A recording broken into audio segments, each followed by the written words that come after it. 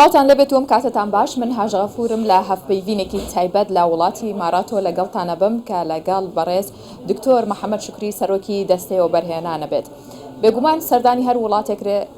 وڵاتێکەکەین ئێمە لە دوورەوە کابینینەوەی دیارە ئەو پێشکەوتن و ئەو بازرگانی یاخود ئەو پیشەسازیە کە لە دوورەوە بینرێت. وڵاتی مارات ئێستا بۆتە پێشەنگی پێشکەوتن و پیشەسازی بۆ جیهان. بەڵام ئیماراتیش بە هەمان شێوە سەرسامی خۆی هەیە بۆ چەندین وڵاتی دیکە یاخودەوێ و ئەزمونەی هەیەی لەگەڵ وڵاتانی دیکە شێری بکات و باسی بکات. یەکێک لەو ناوچانە یاخود لەو وڵاتانەی کە هەڵی بژاردووە کە ئەگەر بڵین بەداخوێمە وڵات نین بەڵام سەرسامی هەیە بۆ هەرێمی کوردستان. ئێمارات ئێستا بە فەرمی داوەتی شاندێکی کردووە لە حکوومەت هەرێمی کوردستانەوە کە دەستەی وە بەرهێنانە ئەوانی بانگێش کردووە تا ئەزمموی خۆیان بۆ باس بکات تا بتوانێت پێیان بڵێت کە ئێمە ئەمەمان کردوەوە ژەتوان بیکەین یاخود ئێمە توانین لە هەرێمی کوردستان وە بەرهێنان بکەین. گفتوگۆکەم چ ڕەکەمەوە لەگەڵ دکتۆر بابزانین وە بەرهێنان لە هەرێمی کوردستان چۆنە بێ و سەردانەکەیان چۆن بوو چ ئەزمونێکیان لێ وەرگرتن و ئامانجەکەیان چۆن بوو. سڵاو لەبێ دکتۆرم کاتت باش. زۆر سپاس دکتۆر قسمە دوا بوو کە من و تۆ لە ئیمارات بەیەکەوە هەفپەیڤینێ بکەین. زۆر سپاس. با باسێکی سەردانەکەتان بکەین سەرەتا ئامان چی بوو لە بانگێشتی ئێوە وەکو شاندی حکوومەتی هەرێمی کوردستان بۆ ئیمارات کە لە نێو ئەو وڵاتانەیە بوون کە ئیمارات دەیەوێت بانگێشتیان بکە و ئەزمموی خۆیان بۆ باس بکات. طبعا سەرەتا سڵاوەڕێز بوو بینەرانی کوردستان 24 و جەنابیشتان و ماندۆش نەبن لەوەی کە تەختیەی ئەم حەدەسەتان کرد. طبعا ئەم پرۆگرامە لە ضمنی بەرنامەیەکی تایبەتی حکوومەتی ئیمارات دێ کە پێی دەگوترێ بەرنامەی التەبادل المعرفی بە عەرەبی گۆڕینەوەی با بڵێن زانیاریە معریفەیە لە بینی حکوومەت. حکوومەتی هەرێمی کوردستانش طبعا لە ڕێگەی نووسینگەی بەڕێز سەرۆک وەزیران ئەم هەماهەنگە دروست کرا بۆ ئەوەی دەستەوە بەرهێنان بێت لەگەڵ وەزارەتی اقتصادیان و لایەنە پەیوەنددارەکان ڕاگۆڕینەوە بکەن لەسەر ئەوەی چۆن ئێمە بتوانین وەکو هەرێمی کوردستان سوود لەوە بەرهێنەرانی ئیماراتی وەربگرین بێن لە هەرێمی کوردستان وە بەرهێنان بکەن و ئەوانش چیان کردووە تاکو ڕێژەکانی وەبەرهێنان و کوڵەتی ئابوووریان لە وڵاتی خۆیان بەرز کردوتەوە. طبعا لە دوو ڕۆژی لەسەر یەک کۆمەڵێک پرزنتێشن و کۆمەڵێک وەرکشۆپی تایبەت کران لەسەر ئەم بابەتانە و هەمووشی بەو ئاراستەیە کە ئێمە بتوانین لە هەرێمی کوردستان سوود لە تەجروبەی ئیمارات وەربگرین لە ڕێخستنەوەی یاساکان لە ڕێخستنەوە ڕێکارەکان لە خوگونجاندن لەگەڵ ڕێکارەکانی سەردەم لە بە دیجیتالکردنی هەموو ئەو ئیجراعاتانەی کە حکوومەت دەیکا. طبعا لە بواری دیجیتالکردنیش حکوومەتی ئیمارات هاوکاری حکوومەتی هەرێمی کوردستان دەکەن لەو بوارەدا. حکوومەتی هەرێمی کوردستانیش بەرنامەی هەیە بە پێی بەرنامە و پلانی جەنابی سەرۆک وەزیران تا 2025 سەرجەم ڕێککار و خزمەتگوزاریەکانی ناو حکوومەتی هەرێمی کوردستان بکرێنە ڕەقەمی بکرێنە دیجیتاڵی کە ئەمانە هەمووی کاریگەری دروست دەکەن. طبعا ئەم هاتنەی ئێمە ئەم هاوکاریە ئەم هەماهەنگیە لە نێوان حکوومەت بە حکوومەت لە نێوان سەرکردایەتی سیاسی لەگەڵ سەرکردایەتی سیاسی ئیمارات لە هەرێمی کوردستان علاقاتی جەنابی سەرۆک بارزانی جەنابی سەرۆک وەزیران جەنابی سەرۆکی هەرێم لەگەڵ سەرکردایەتی سیاسی و حکوومەتی ئیمارات بەگشتی و لە ئیمارەی دوبای و ئەبوظەبی و ئەوانە هەموو ئەوانە هۆکارێکی باشن بۆ ئەوەی بتوانین سوود لە تەجروبە و ئەزمموی وڵاتی ئیمارات وەربگرین و ئەو تەجروبەیە نەقلی کەینە هەرێمی کوردستان بتوان لە هەرێمی کوردستان سوودی دوێربگرن ئیزافەتەن لە هێنانی و بەرهێنەرانی ئیماراتی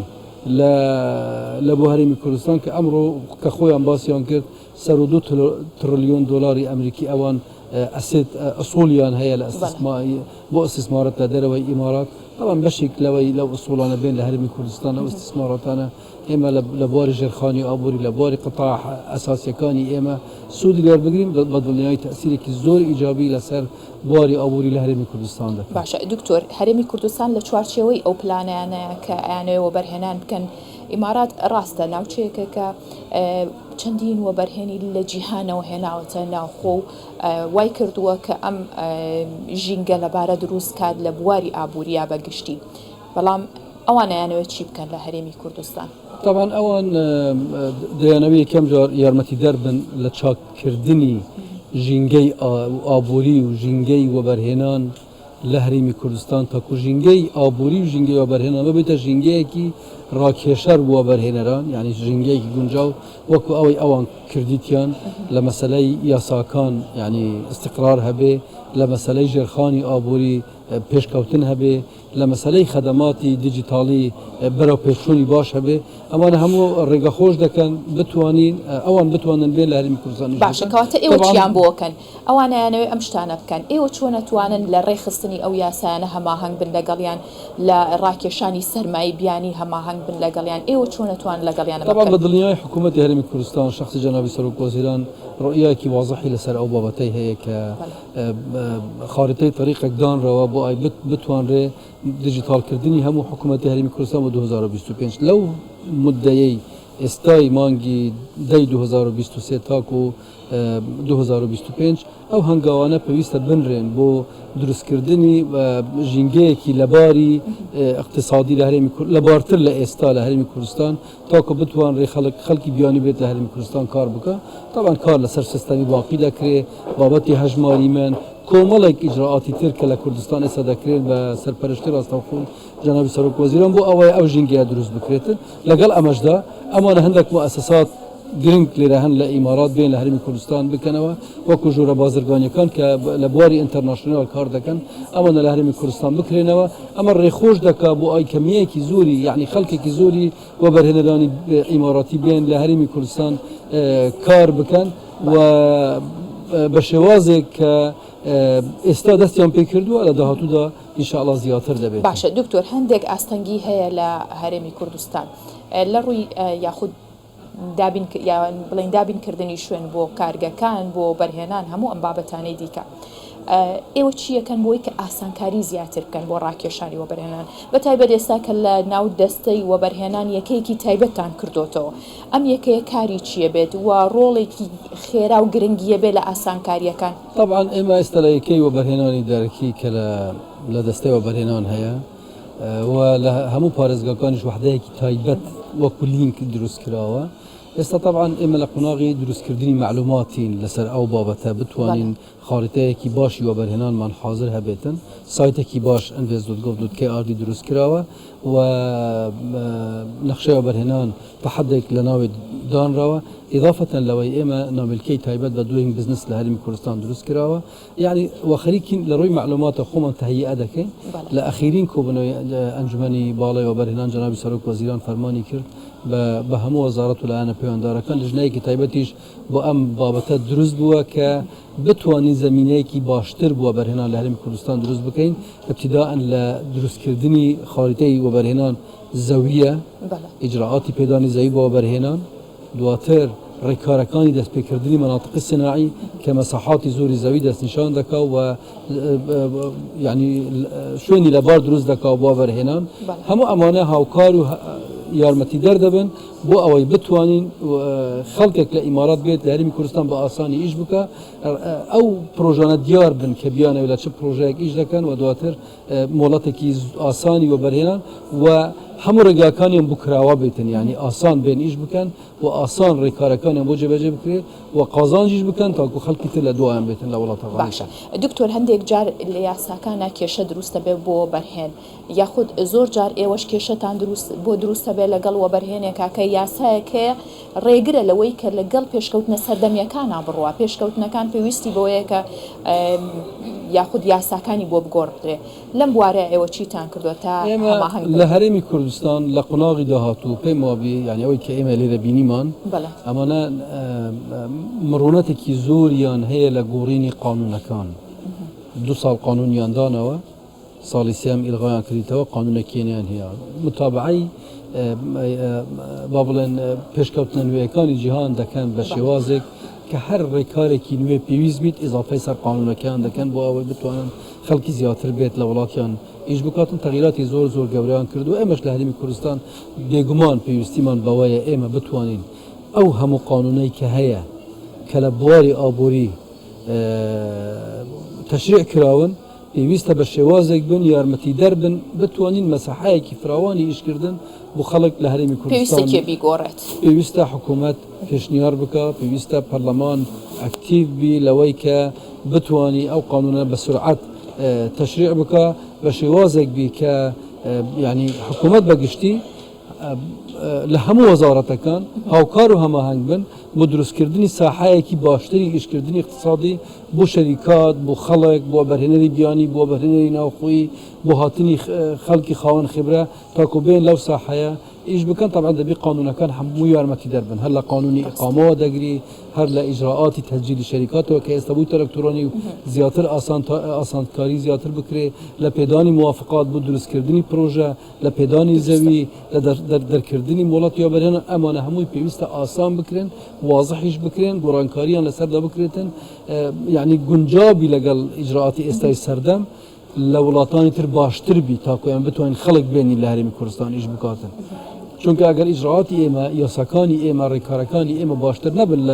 لە خەڵک دێت لە ئیمارات ئیش بکە ناوێت لە کوردستان لە کاتێکا کوردستان ژینگەیەکی لە بارتری هەیە سروشتێکی باشتری هەیە خاکێکی لە بارتری هەیە بە بەراورد بە چەندین وڵاتی پۆتەنشیالی ئیستیسماری ئێمە ئیمکانیاتی ئیستیسماری ئێمە لە کوردستان زۆر زیاترە لێرە و لە زۆربەی وڵاتانی تری ناوچەکە لەبەر ئەوەی ئێمە کەش و هەوا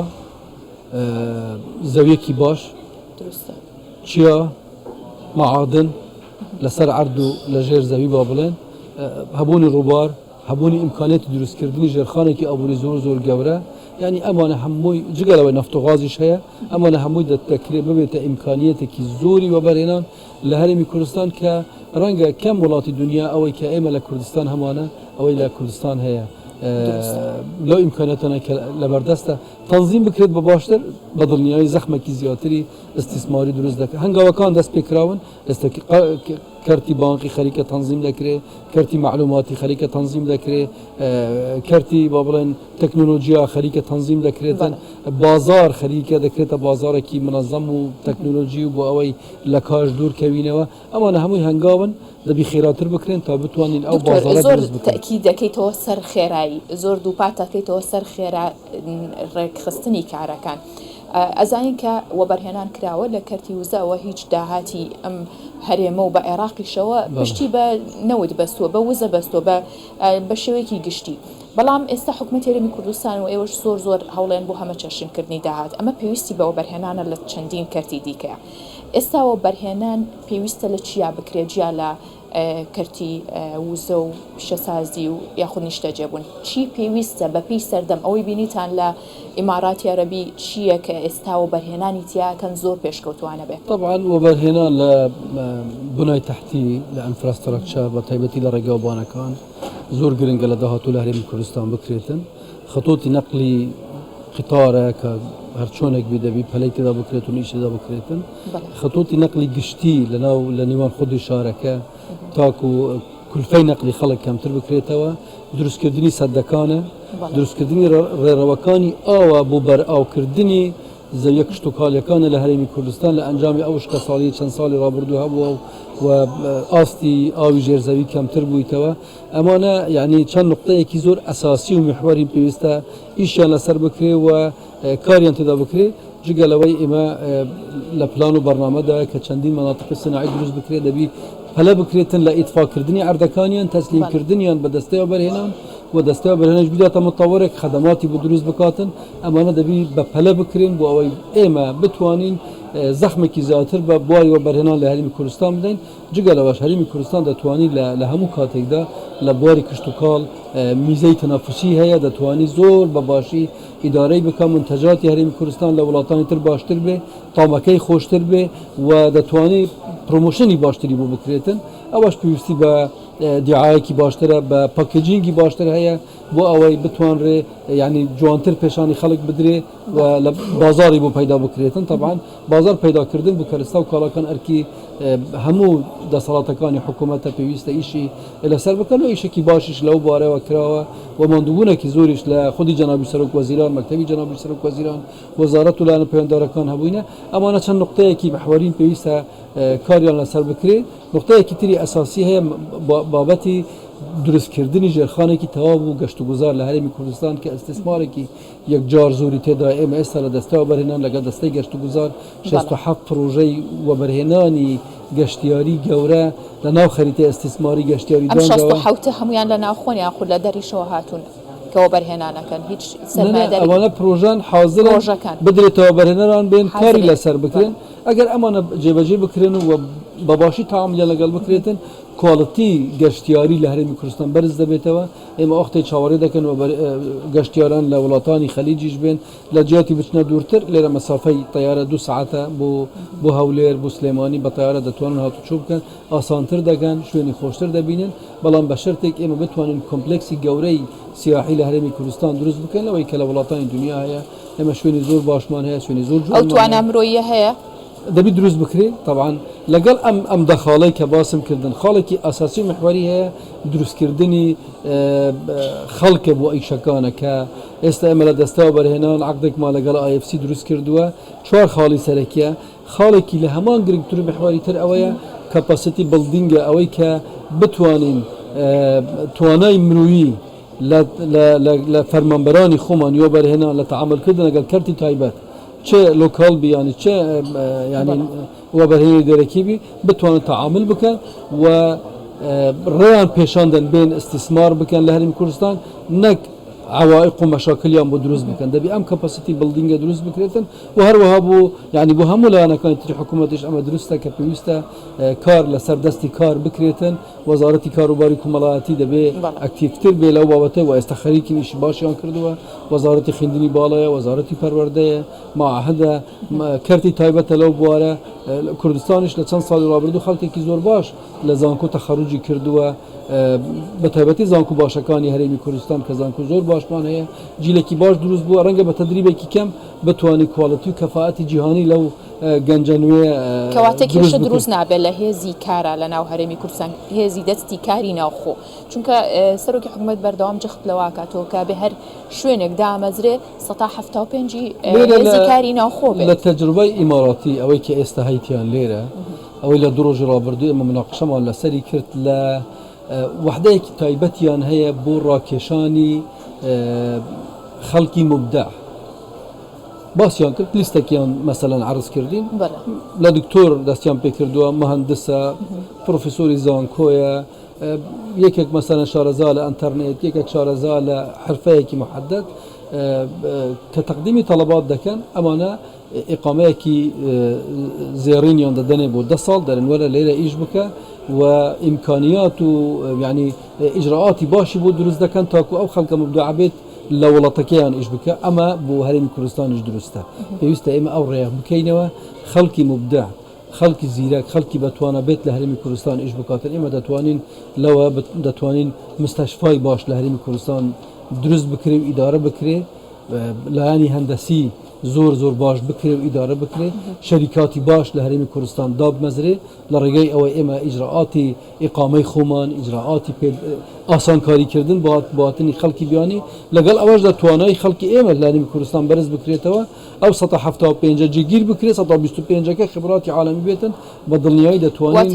لەو کەمە زۆرەی لە ئیشکردن لە هەرێمی کوردستان هەیە نەک بەشی بەتەنەی خەڵکی ئێمە دەکا لە ئیشکردن بەڵکو دەتوانی خەڵک لە دەرەوەش بینی ئیشان پێ بکێت چونکە ئیشەکان لە توانای ئەوانیش وەربگیرن بە دڵنیایی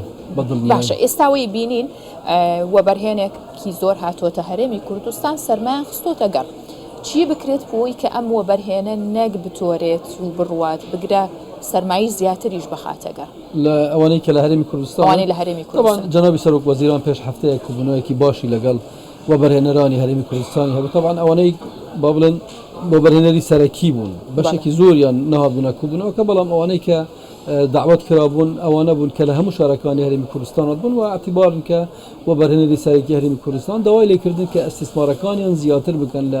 لە هەرێمی کوردستان حکوومەتش ئاسانکاری زیاتریان بۆ دەکا لەگەڵ ئەوەشدا داوای لێکردن کە علاقاتی خۆیان وەکو قطاعی خاصی هەرێمی کوردستان بەکاربێنن کە شتێکی زۆر طبیعیە لەگەڵ وەبەرهێنەرانی تر لە عێراق و لە وڵاتانی تر جوین ڤێنچەر دروستکەن بین لە هەرێمی کوردستان ئستیسمارات زیاد بکەن جەنابیان وعدیدا کە هەموو ئەو ڕێکار و ڕێنمایی و یاسانەی ئەو پەکێجە قانونیەکە هەیە یانی ئیداریەکە هەیە کە بەشێکی ڕێگیری تێدایە بۆ ئیشی وەبەرهێنەرانی ناوخۆیی و دەرەکی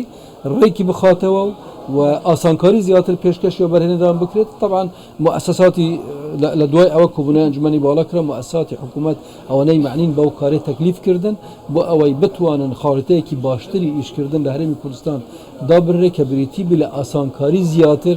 بو برهنان لهرمی کردستان چون چندی اما آسانکاری بگین اونده زیاتر و برهنان خو ل کردستان دمینه دتوان لینک لگل و برهنان دنیاش درست کن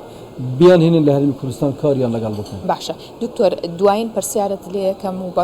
پێمان بڵێ دوایین پرۆژە و وەبەرهێنانی ئیماراتی چییە بێت لە هەرێمی کوردستان ئەگەر هەیەە؟ طبعا بلان و برنامه زوره لگل اماراتی کان اما پیشتریش لرگه قنصليه لیستکمان بو امارات نارده بو که مجموعه شرکاتی که باری زراعا که بین لهرمی کردستان ایش بکن یک کلبانه استدستی و پروژه که کردوه لزاخو بابلن که پروژه که گرین که کشتو کالیه لدهاتو دا لوانه لبواری پروژه کمپلکسی گوره هم سیاحی هم تجاری هم سکنی بین بجداری بکن لگل کمپانی محلیه کانی خومان پروژه گوره لهرمی کردستان بکن. طبعا ما بستیش مانه لبواری جرخانی آبوری مشارکان بکن لبواری بابلن نقلی گشتی و لبواری زراعتو لبواری پیشسازی و گشتیاری کاتەمە پرۆژە و دوان نەبوو زیاترە بێ ئینشەڵڵا بەدڵنیایی زیاترە بێ ئینشاءڵڵا لەوەی کە بتوانین یعنی قوتێکی زۆری استثماری ئیماراتی لە هەرێمی کوردستان دروست بکرێت. طبعا ئەوانش حاضریان هەیە و لە ضمنی بەرنامەیاندا کە عێراق بە گشتی استثماری تێدا بکەن و بە تایبەتیش لە هەرێمی کوردستان. بەڵێ دکتۆر محەممەد شکری سپاس کە لەگەڵمان بوو و سەرۆکی دەستی و بەرهێنان بە هیوای سەرکەوتنتان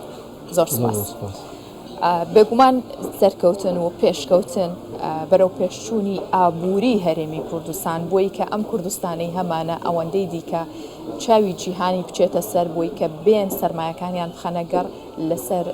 شانی یەک بە یەکمانە ئەرکی هەموو یەکێک لە ئێمە تەنها حکومت نییە هەر هاوڵاتیەک هەر کوردێک لەم کوردستانە لە ناو کوردستان ئەتوانێت وا بکات کە خۆشەویستی بۆ هەموو ژینگەکەی بۆ کوردستانی وا بکات کە کوردستانێکی ئاوەدان بێت بتوانین کوردستان وەکو نمونەیەکی جوان پیشانی جیهانی بدەین و بتوانن بێنەوە بەرهێنان بکەن. سپاس کە بینەر و بیسەرمان بوون تا ئێستا.